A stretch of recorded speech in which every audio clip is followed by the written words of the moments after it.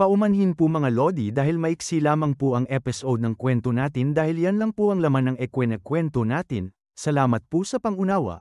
At heto na po ang 5 unang nag-comment na sina Lodi Justin Camino, Lodi Anissa Dico, Lodi Christian Lloyd Tinaflor, Lodi Point Breaker, Lodi Jeric Ventura. Maraming salamat po. At kung bago ka pa lang, baka naman. Ika-222 kabanata. Sa pagpapatuloy. Sa harap niya ay mga tambak ng mga tuyot na bangkay, lahat patay dahil sa lubos na pagkawala ng dugo. At makikita ang muka nito na malalim na ang paghinga.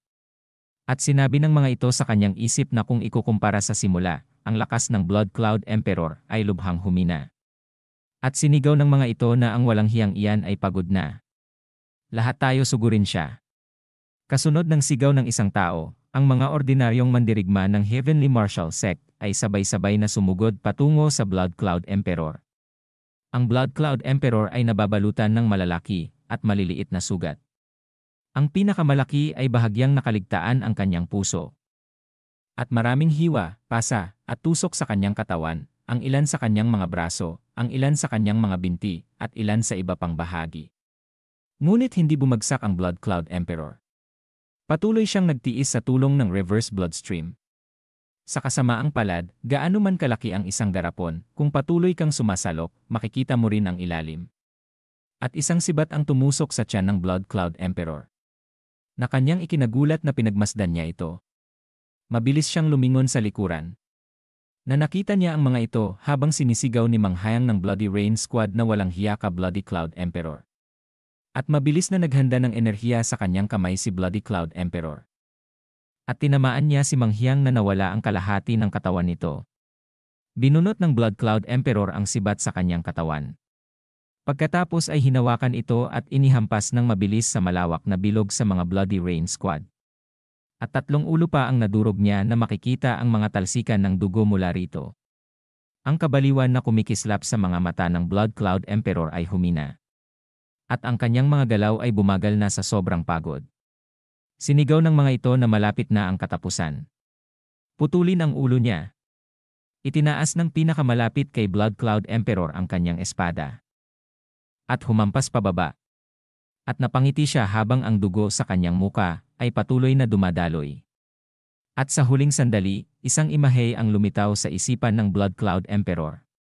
Ito ang nakangiting mukha ni Kao, ang huling ngiti na nakita niya 40 taon na ang nakalipas. At pagkatapos nun makikita ang kanyang mata ay nanlaki. At pinagkrus ang kanyang kamay at naglabas ng enerhiya. Lumiwanag ang kanyang mga mata. At ibinaba ang kanyang kamay kasabay nun ay ang malakas na alon ng enerhiya na tumama sa mga taga-Heavenly Martial Sect. At nagulat ang mga ito at napasabi na nalintikan na. Meron pa pala siyang ganun kadaming enerhiyang natitira. Habang hapong-hapo si Blood Cloud Emperor lumingon muli siya kung nasaan ang kapatid niya at si Song Woo-moon. At sinabi niya na makikita ang daanan papunta sa ilalim na walang sino man ang makakalampas.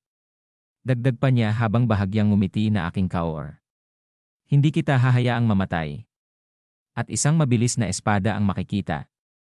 At isang taga-Heavenly Martial Sect ang natusok siya sa katawan. At sinigaw pa nito na ang gagong to ay nawawala sa focus. Nawawalan na siya ng malay. At naiinis na napatingin sa kanyang nasaksak na katawan si Blood Cloud Emperor. At pagkatapos nun ang mga natatakot kanina kay Blood Cloud Emperor ay lahat ay sabay-sabay na sumugod sa kanya. Nangangalit ang mga ngipin ni Blood Cloud Emperor at sinigaw na sinabi sa mga ito na huminto kayo. Kahit na isa sa inyo ay hindi pwedeng lumampas sa akin. Na lumiwanag ang mga mata niya na puno ng dugo ang katawan. At ang mga tilamsik ng dugo sa hangin ay makikita. At ang mga mata niya ay namuti at nanlaki. At sa kabila ng kanyang mga pagsisikap, ang mga sandata ng mga gamit ng mga taga-Heavenly Martial Sect ay bumaon sa kanyang katawan. At kahit na nahihirapan, at ang pag-aalala sa kanyang muka ay makikita, napasabi pa siya na Kaor. At naiisip pa niya ito sa kanyang harapan na masayang hinahawakan siya na sinabi na patawarin mo ako. At pagkatapos, isang kutsilyo ang tumasak sa kanyang noo. At saka lamang bumigay si Blood Cloud Emperor na unti-unting bumabagsak sa sahig habang nagulat sa pangyayari. At siya ay makikita na bumagsak na sa sahig habang dilat ang mata. At makikita ang kanyang muka na sinabi pa niya na aking Kaur. Ito ang huling mga salita na nabanggit niya bago siya mamatay. At pagkatapos nun mabilis na papunta sila sa ilalim habang sinisigaw na kayong mga walang kwentang tao. Ano ang ginagawa niyong lahat? Bilisan niyo at bumaba. At isang pagsabog ang umalingaw-ngaw mula sa ilalim ng hagdan. At ang mga ito ay nagulat. At mula sa usok isang anino ng tao ang makikita. At ito ay ang ating bida sa labay sa kanyang likod si Kaur na seryosong nakatingin sa kanila. At nang makita nila ang ating bida napasigaw ito na ang buwisit na si Song Woo-moon. Madali kayo at patayin siya. Napasimangot ng muka ang ating bida. Nang makita niya si Blood Cloud Emperor na puno ng tama ng sandata sa katawan at wala ng buhay. At pagkatapos nun nagalit ang ating bida at sinabi sa kanila na kayong mga anak ng demonyo. Papatayin ko kayong lahat. At dito na po nagtatapos ang ika-222 kabanata.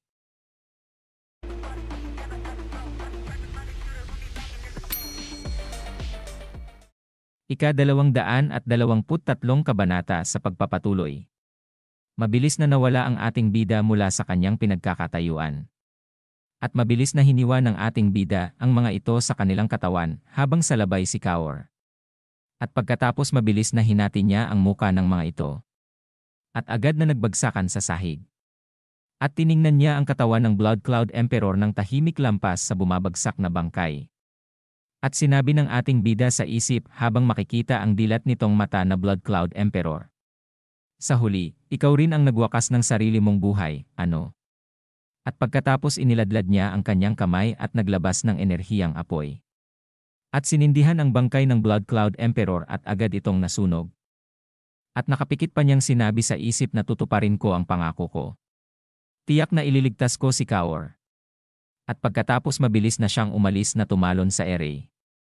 Makikita ang kanyang muka na sinabi pa niya sa kanyang isip na kung lumitaw ngayon ang Heavenly Martial God, tapos na. Kailangan nating umalis dito agad. Dapat sana'y nakaramdam ng ginhawa si Woo-moon, ngunit ang ginawa nito ay nagdulot ng pagtatanong sa kanyang sarili. Na sila ay malapit nang makalabas sa kuweba papunta sa talon na sinabi pa niya sa kanyang isip na pero paano nangyari yon? Kahit na may kaguluhan sa looban, hindi siya nagpakita hanggang sa huli. Na siya ay napalingon mula sa kanyang likuran. At nang makalabas na mula sa talon sinabi pa niya sa kanyang isip na wala namang paraan na masyado siyang tamad para kumilos. Diba? Dagdag pa niya sa isip na papalayo na sila sa kuta ng Heavenly Martial Sect na sa ganitong sitwasyon, kailangan daw muna niyang pumunta sa ligtas na lugar ngayon. At makikita sila sa area na sinabi pa niya na sa Iron Sword Baek family. Tiyak na pupunta si Lolo sa Iron Sword Baek family. Makikita ko siya kung pupunta ako doon. At makikita ko si Lolo at ang aking ina. At makikita ang pavilyong ito ng Heavenly Martial Sect na may nagsasalita na napuno ng galit na parang sasabog anumang oras. At sinabi na paano nagawa ng mga basurang iyon ito. Ang salakayin ng ating Heavenly Martial Sect. Dagdag pa ng mga ito na tiyak na sisiguraduhin nating patayin natin sila. At sinabi sa kwento na sa mahabang kasaysayan ng Heavenly Martial Sect, hindi pa nangyari ang ganito. Sa halip na sila ang lumabas para lumaban, sinalakay ng kanilang mga kaaway ang kanilang base, pinatay ang napakarami nilang tao, at nakatakas ng walang kahirap-hirap. Bukod pa rito, nagawa pang sunugin ni Woo-moon ang Blood Devil Emperor at kolektahin ang kanyang abo bago lumabas sa pangunahing pintuan. Para lang itong pagdaragdag ng insulto sa pinsala. At ang una sa 4 na dakilang katulong. Si Yang Monyol ay nagngangalit ng mga ngipin. At sinabi na at ang ating Panginoon? Nandyan pa rin ba siya? Bakit hindi siya gumagalaw? Tumugon ang lalaki sa kanya na oo. At tumingin ito ng seryoso at sinabi pa na kapag may lumalapit sa kanya o kumakausap sa kanya, pinapatay niya sila ng walang tanong-tanong. At sinabi sa kwento na kung hindi lamang kumikilos ng kakaiba ang Heavenly Martial God, hindi sana ito nangyari. Dagdag pa rito gaano man kalakas si Song Woo-moon at kahit na siya ay tumuntong na sa Supreme Master, hindi niya kailanman matatalo ang Heavenly Martial God. At lumipat ang eksena sa Iron Sword Baek family. Sinasabi ng ating bida na ina. At mabilis na sinabi ng kanyang ina na anak ko. Lumapit ang ating bida sa kanyang ina at agad na hinawakan ni Jinjin ang kanyang muka na mangyak-ngyak. Na sinabi pa sa kanya nito na hindi mo alam kung gaano ako nag-alala. Anak ko. At sumagot ang ating bida na pasensya na po sa pagdating ko ng huli, ina. Dapat mas maaga kitang hinanap. Dagdag pa niya na may luha sa kanyang mata na tiyak na napakahirap para sayo. Maluha-luhang sinabi din sa kanya ni Jinjin ang kanyang ina na hindi, anak. Hindi na mahalaga dahil sa wakas ay nagkita na tayong muli ng ganito. Tumutulo ang luha ng ating bida na tumugon ito na oo, ina. At sinabi niya sa kanyang isip na ngayon parehong ligtas na sa wakas si ina at ama. Sa gitna ng kanyang kagalakan, naisip ni Wumuon si Gunha na hindi pa rin niya nakikita. At napasabi pa sa kanyang isip na Gunha. Ililigtas din kita. Kahit ano pa ang mangyari.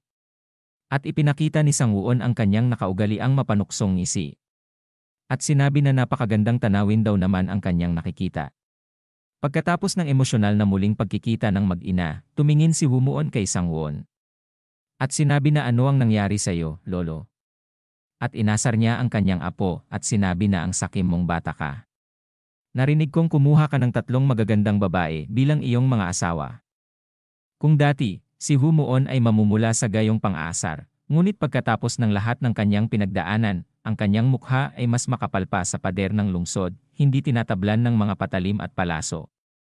At pagkatapos sinabi niya gaano mo pa katagal bubuhatin ang batang yan. Halika na't pumasok tayo at mag-usap ng mabilis. At pumasok sila sa bahay na ito. Kung saan nag-uusap silang tatlo na hindi na edinitalya ang pagkwekwento ni Palm Emperor kung ano ang nagyari sa kanya, at sinabi pa niya na kaya ito daw ang dahilan kung bakit siya ay nakaligtas. Dagdag pa niyang sinabi, habang nakangiti na sa panahong iyon, nagkaroon ako ng ilang mahusay na kaliwanagan at naging pinakadakilang asasin. Napakunot ng noo ang ating bida at sinabi sa kanyang lolo na nagtataka ako kung tama ang direksyon ng iyong kaliwanagan, ngunit sa palagay ko ay mabuti pa rin ito. Nainis ang kanyang lolo at sinabi sa kanya na ano. Minamaliit mo ba ang mga asasin? Natahimik ang ating bida. At ilang sandali lamang ay sinabi niya na syempre hindi. Wala akong sinabi na ganoon. At nakangiting sinabi niya na bueno. Talagang natutuwa ako na buhay ka pa. Nagkatinginan sila habang sinabi ng ating bida sa kanyang isip na kahit na nalampasan ko na si lolo sa lakas. Lagi siyang naging matibay na haligi para sa akin kahit sa simpleng presensya niya lamang. Dagdag pa niyang sinabi sa isip na makikita ang maaliwalas na muka, maraming salamat sa pananatiling buhay, lolo. At tiningnan siya ng may makulit na tingin ni Palm Emperor at sinabi sa kanya na ano bang iniisip mo na may ganyang nakakahiyang ekspresyon.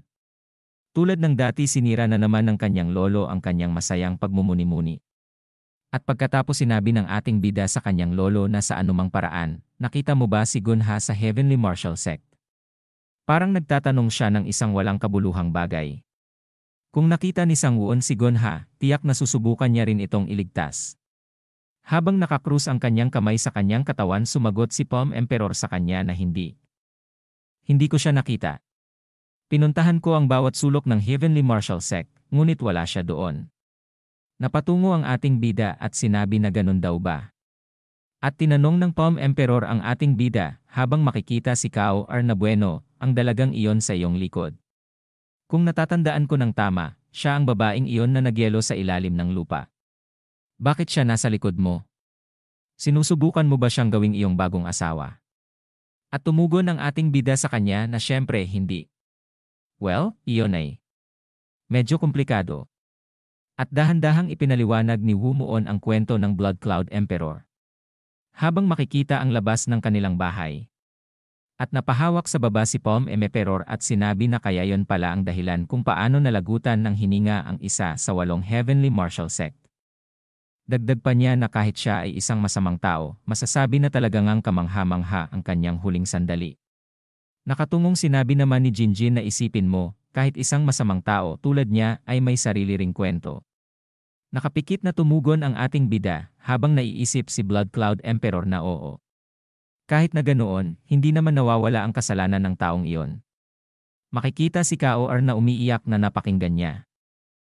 Ang lahat ng ekwenento ng ating bida.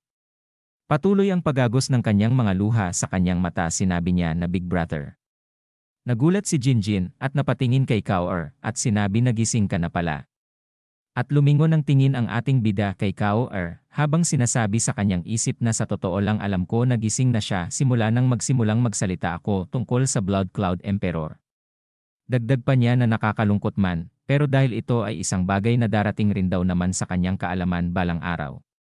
Parang iyon ang pinakamagandang paraan para sabihin sa kanya ang tungkol sa pagkamatay ng Blood Cloud Emperor. Habang patuloy na nagsasalita si Kao-er ng Big Brother, hinawakan ni Jinjin ang kanyang kamay. At sinabi na alam kong gulat na gulat ka, pero tibayan mo ang loob mo. Dagdag pa ni Jinjin sa kanya habang nakatingin ito kay Kao-er na yan, ang nais ng iyong kapatid. Kaya kailangan mong magpakatatag alang-alang sa sakripisyo niya para sa iyo. Napatingin ang ating bida kay Kao-er at seryosong sinabi sa kanyang isip na napakalungkot ng buhay na pinagdadaanan ng batang ito. Dagdag pa niya na matapos magdusa sa lahat ng uri ng paghihirap at nagyelo sa loob ng 40 taon, nagising siya para lamang malaman na ang tanging taong maasahan niya ay namatay na. Makikita ang muka ng ating bida na napasabi pa sa kanyang isip na gaano daw kaya kalaki ang pagkabigla niya. At sobrang naiinis si Palm Emperor na sinasabi na Heavenly Martial God. Ang walang hiyang iyon ay puro maduming paraan lang ang alam. Naiinis namang sinabi ng ating bida na ako ay tiyak na wawasakin ang Heavenly Martial Sect. Ang mga walang hiyang iyon ay masyadong hindi makatuwiran at sinisira nila ang kanilang sariling moral na code na parang walang nangyari. Talagang sisirain ko sila kahit na anong mangyari. Na makikita ang muka ni Palm Emperor na seryosong nakatingin na makikita ang galit sa muka. Ang Martial Heaven ay sa simula ay eksaktong kung ano ang sinasabi ng pangalan, isang grupo na nagtipon upang matuto ng martial arts. Gayunpaman, habang nagsasara sila sa mundo, humiwalay sa gangho, at nilinang ang kanilang mga kasanayan, agad silang nagkaroon ng isang mapanganib na ideolohiya. Kinumbinsi nila ang kanilang mga sarili na sila ay nakatataas sa lahat at dapat nilang pamunuan ang lahat ng murim. At dito na po nagtatapos ang 223 kabanata.